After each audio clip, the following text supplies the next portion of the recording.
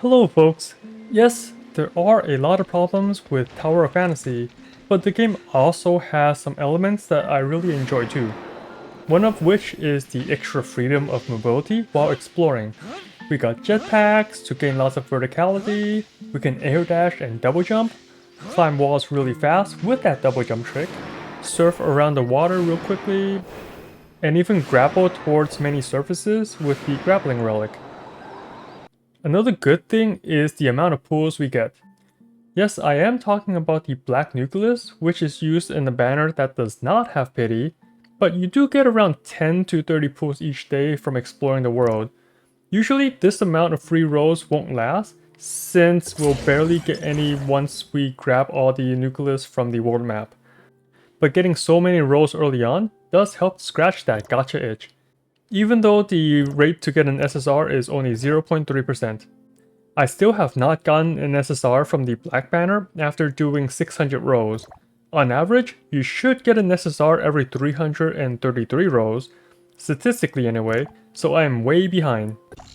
And eventually, once we finish exploring all the maps, we will not have all these nucleus coming into our account. And here's one of the problems with Tower of Fantasy. The amount of currency we get will slow down once we have explored most of everything. But you might say, by the time we run out of stuff to explore, we will already have most of the characters. Yes, while it is true that most players will get a large amount of the launch roster, not including the characters from the limited banner like Nemesis, I want to show some of the future characters that are released on the Chinese server. Pretty much every character outside the initial roster shows significant signs of power creep. If you look at any PvE or PvP tier list with the CN roster, all the new characters are higher tiers than the characters in Global. Only Tsubasa and Nemesis are still competitive, and Nemesis is a limited character. So in order to keep up with the PvP or with the strength of other players and raid bosses, you will need to spend on the newer characters. Okay, so you might say that this is an issue later down the line, since we don't have those characters yet. Well, here's another problem that's happening right now. There are more and more hackers getting an unfair advantage. One of the hackers is on screen right now. This is a video of someone using a speed hack in the game. You can find this video just by searching Tower of Fantasy speed hack on YouTube. This is a significant advantage for exploration and even combat, since you can just zoom away from enemy attacks. And more of these hacks are being advertised around the web. And here's another issue. Currently on global servers, we cannot upgrade our suppressors to version 5 yet due to the time-gated level caps. But from these screenshots, you can see that the suppressors are already 7.5, which is actually impossible for another player no matter how much you well because of that level cap. And upgrading these suppressors increases all your stats. You get more attack, HP, crit, and resistance. That means these hackers can be game-breakingly strong and ruin the leaderboards of the Bygone Phantasm or anything else with rankings, as well as defeating world bosses that we can't even access yet.